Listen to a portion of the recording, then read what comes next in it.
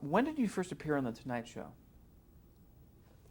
I'm trying to think of the year. It might have been, well, I think I did Steve Allen first.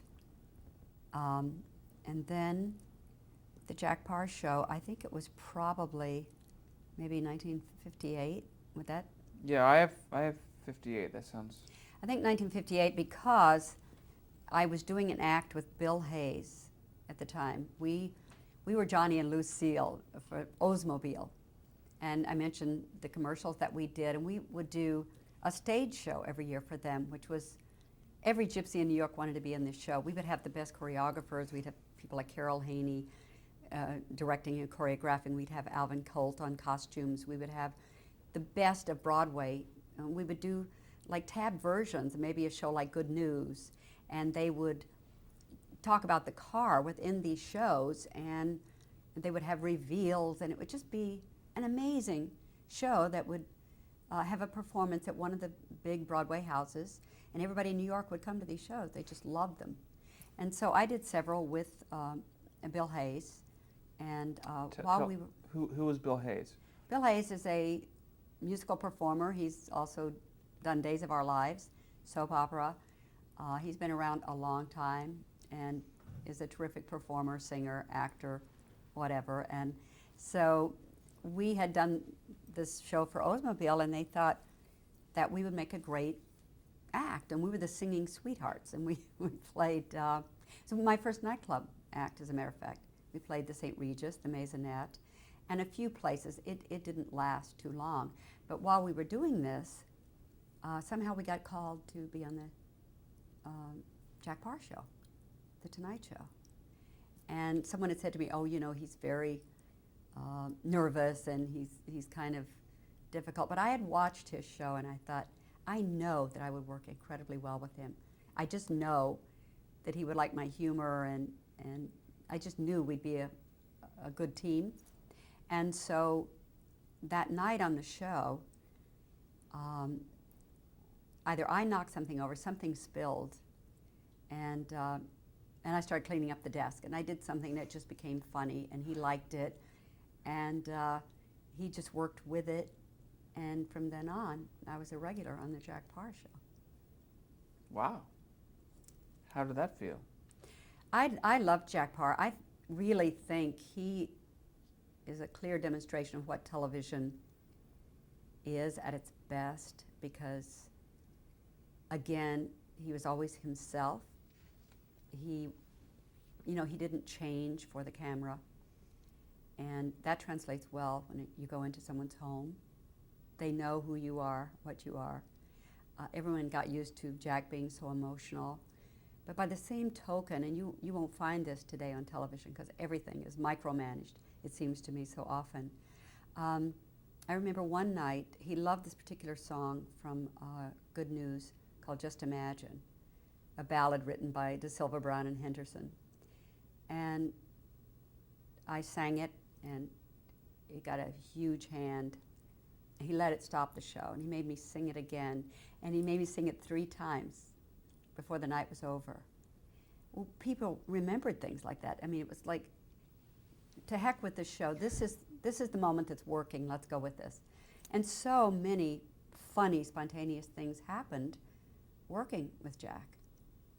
He was just fascinating. He still is. I worked with him a couple of years ago. We were on a cruise ship together, and he and his wife Miriam. He always said, if he hadn't married Miriam, he would have been after me. Well, I love Jack Parr and owe so much of my television career to him. But 2 years ago, he was absolutely fabulous. He brought a lot of that incredible film that he has of his interviews. Amazing. You'll never see that again on television. And just a joy to know, and I hope you will get to interview him because he's unbelievable. So, as you became a regular, were you a regular co-host or just a guest, or?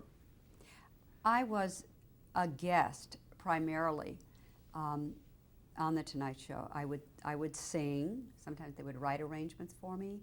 I just really did almost anything, but the great thing, and it still is, when you do one of those shows, is you get called to the panel to talk, to tell stories, that kind of thing. And that was always a joy to me. That was one of the things that I got asked to do, was to sit on the panel and talk to Jack and tell stories. So I learned to do that, and you kind of learn what might be of interest to people. You don't always win. Sometimes you bore them to tears, but you know, funny things that happen in your life, or things that you thought were funny, or tragic, whatever the case may be. But it was just a tremendous learning ground again for me, to be able to work with somebody like Jack Paar, who was so of the moment. He became so famous for sharing so much of his own life with the audience.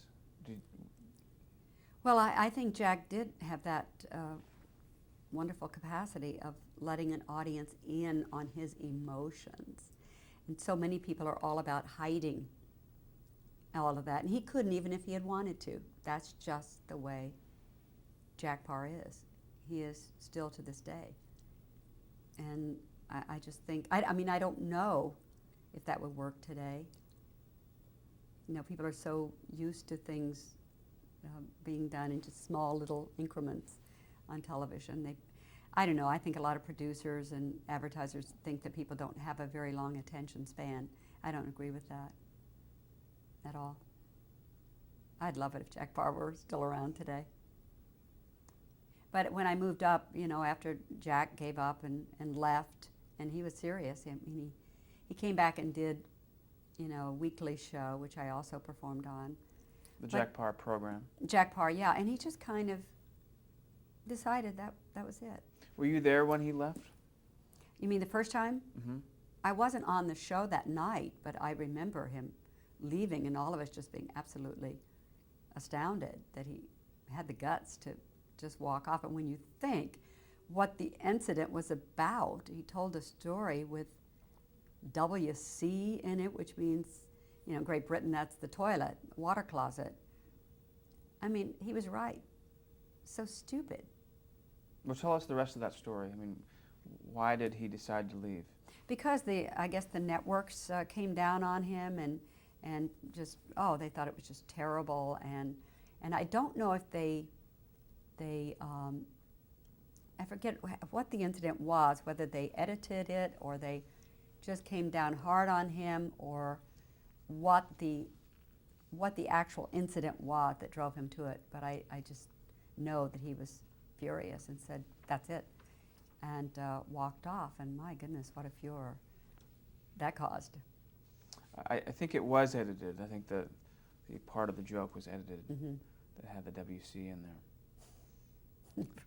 Pretty laughable now when you think of what is Especially said on television. That was pretty innocent. Exactly. As I understand it, you became a guest host of that show. In fact, the first woman guest host. Yes, I think Johnny Carson had taken over by then. And yes, I think that I was the first female to host the show. Our research shows that you were. Yeah. And that was also when I learned to trust people in television. You know, they had a great staff. They had great writers who would interview people and really help you get prepared for the show. And I was just very lucky to have that experience, and then to, at the same time, be asked to do the Today Show. And that was where I was beginning to get into these other areas of the business, with theater still being my first love, but starting to branch out a bit. Before we leave the Jack Paar show, how was Hugh Downs to work with? Hugh Downs was fabulous. Hugh and I became friends. As a matter of fact, when he took over the Today Show, which I had already done, he asked me to be his Today girl.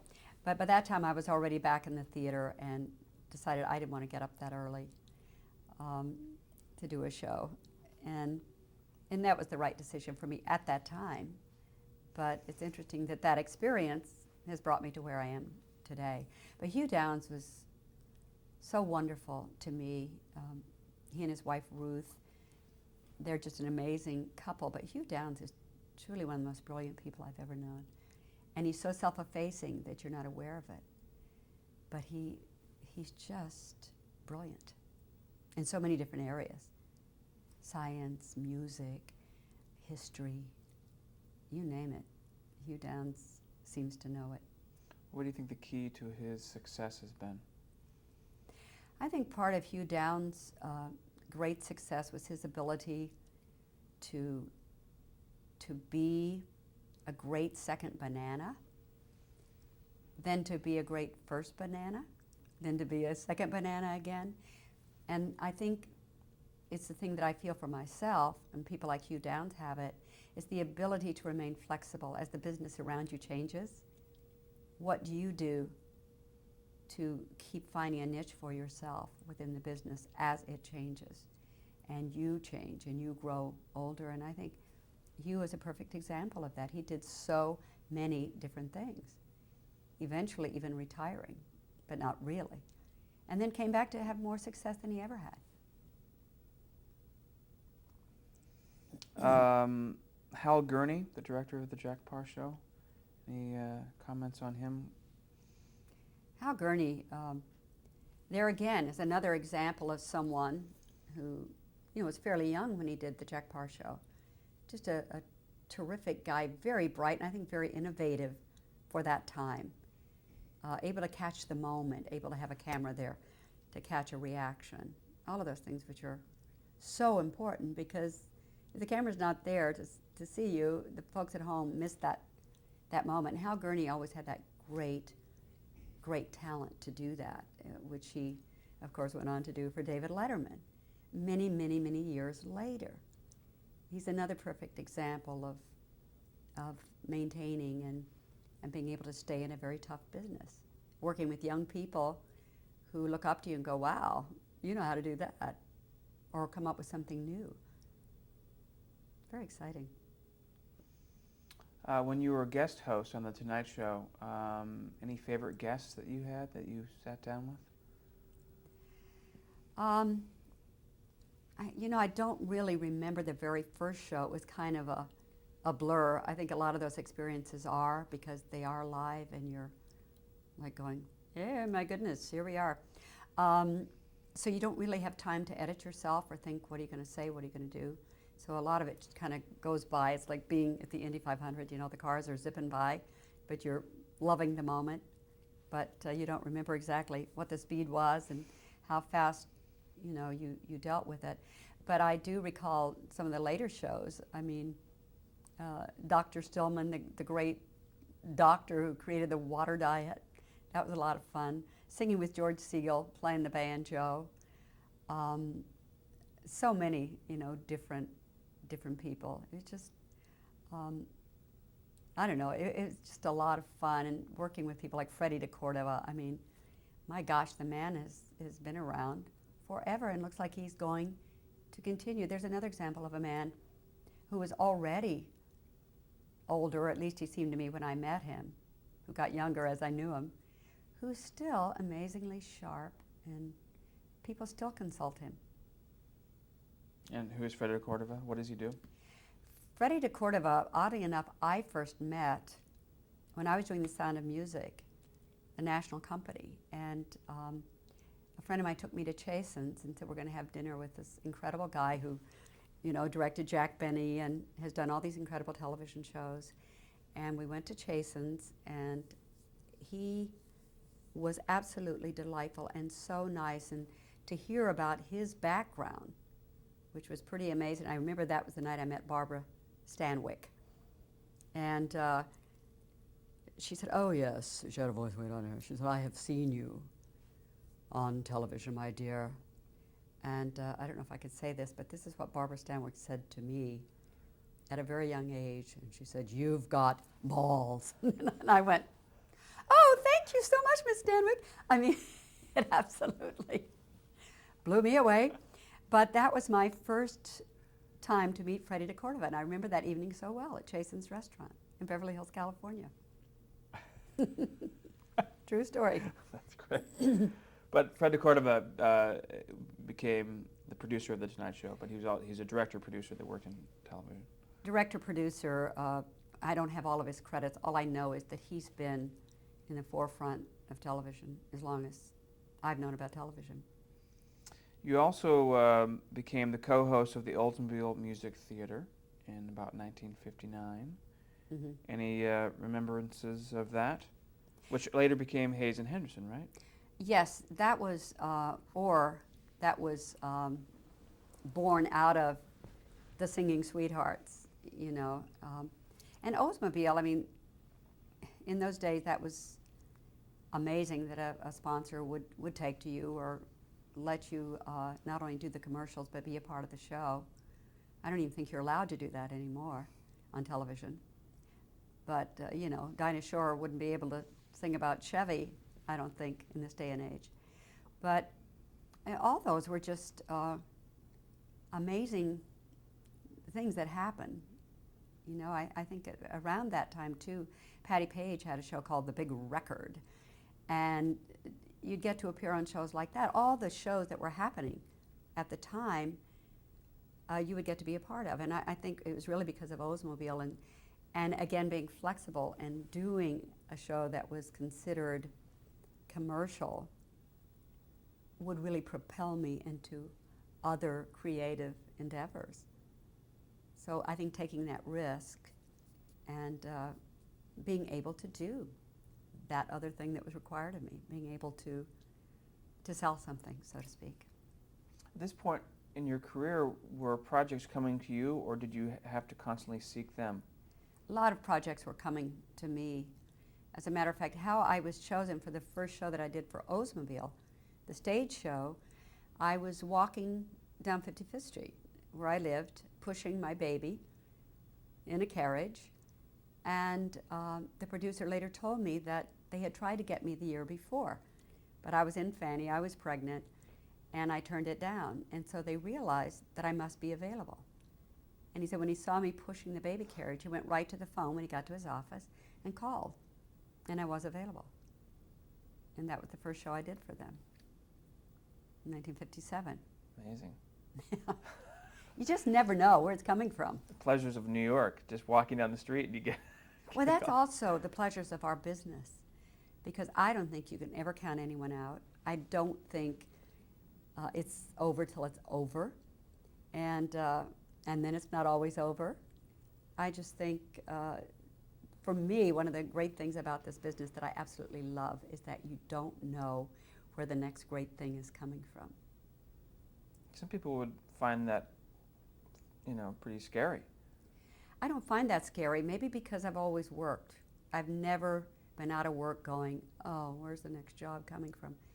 I've never really experienced that. I've experienced, I wish I had gotten that role. I wish I had, you know, been able to do this, those kinds of feelings, but never really wondered where my next job was coming from.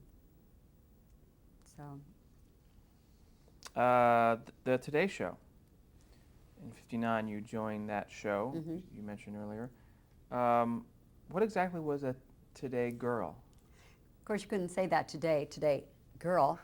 That's a big politically incorrect statement, so to speak. Well, a Today Girl, when I did it, was a very limited version of what Katie Couric does today. You did interviews. You weren't quite the equal with Dave Garroway, but you were very visible. In my case, I also sang on the show. And I think probably a fact that's not very well known was that during the time that I did it was the only time in its history, to my knowledge, that the show was taped the evening before. And no one ever talked about it, nor, you know, tried to hide it. It just wasn't discussed. And then the news would be inserted live. But I think by that time, Dave Garroway had done this show so long, was so sleep deprived, that he wanted to have another kind of life. And it was great for me, because having started out in the theater and done so many nightclubs, morning is difficult for me. Tell us about Dave Garroway. Very, very complex human being.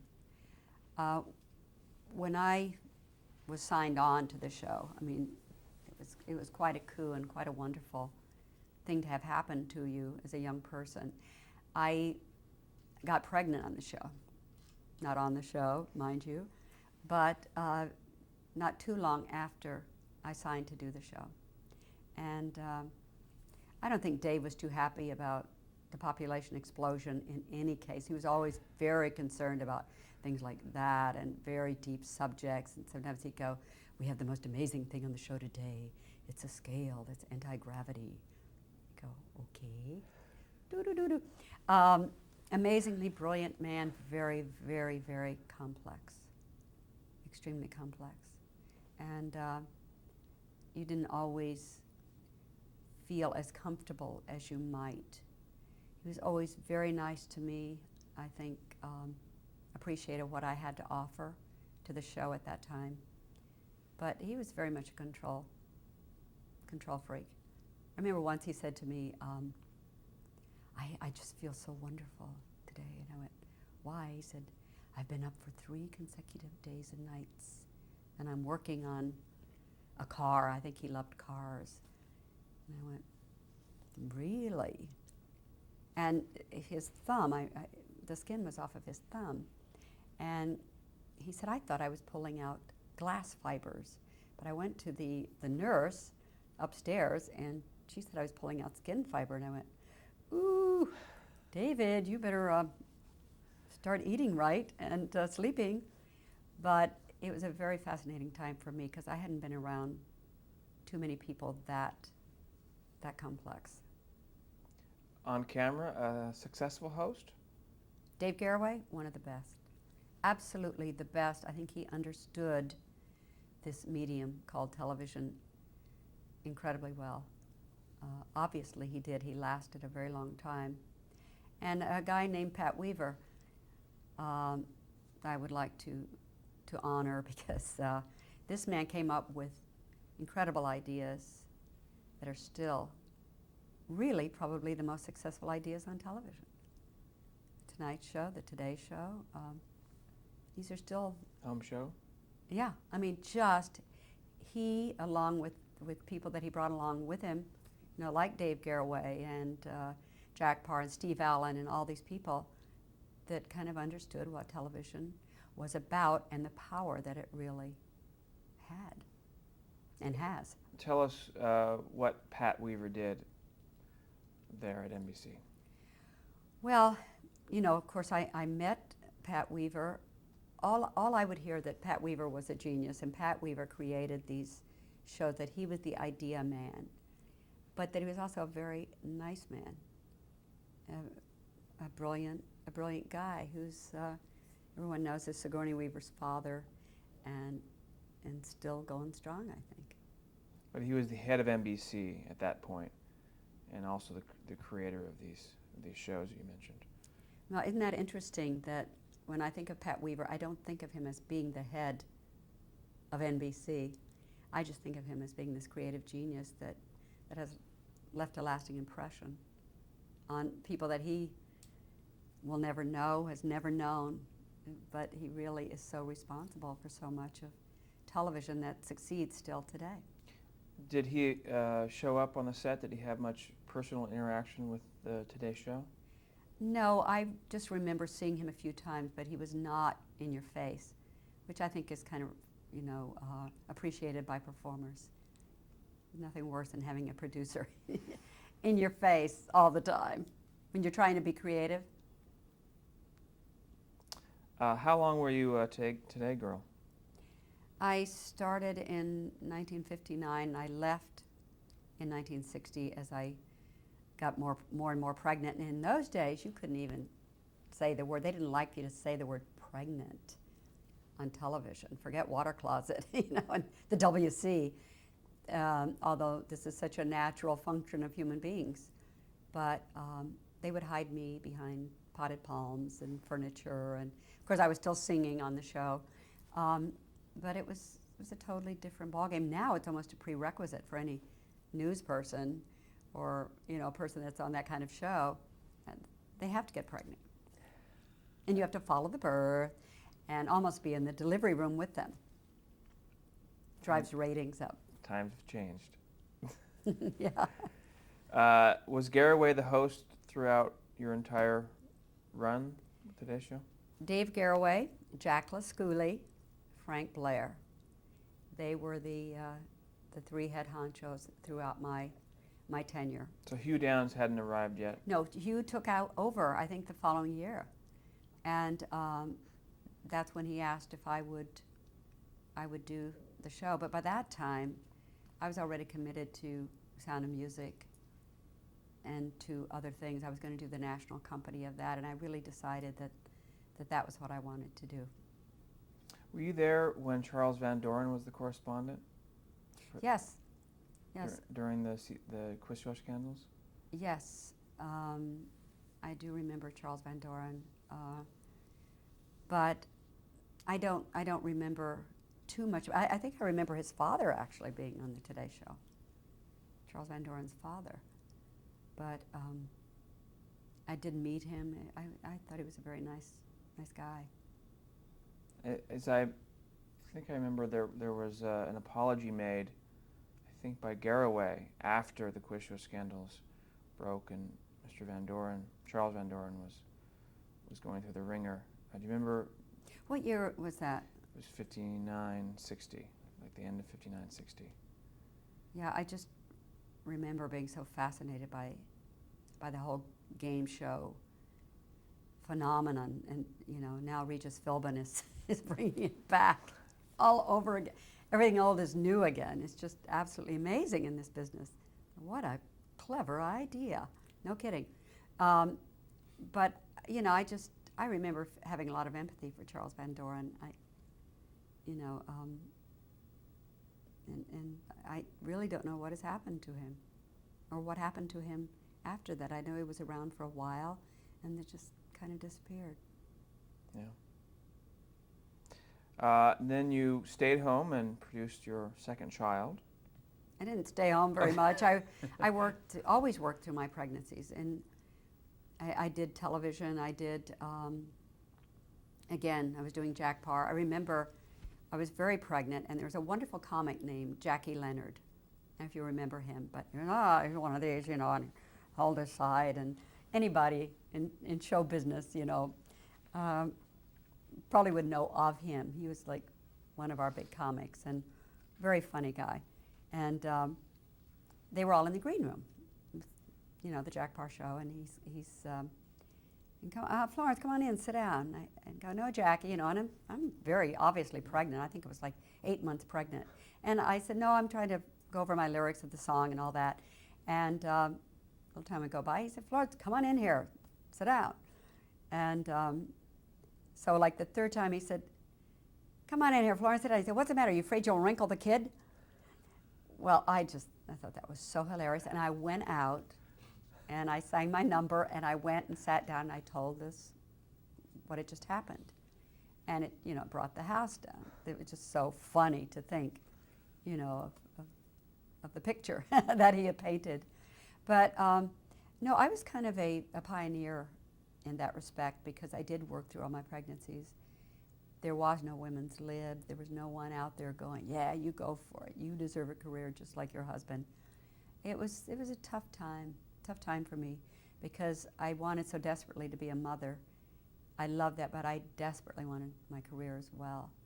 So it was a fine line to walk.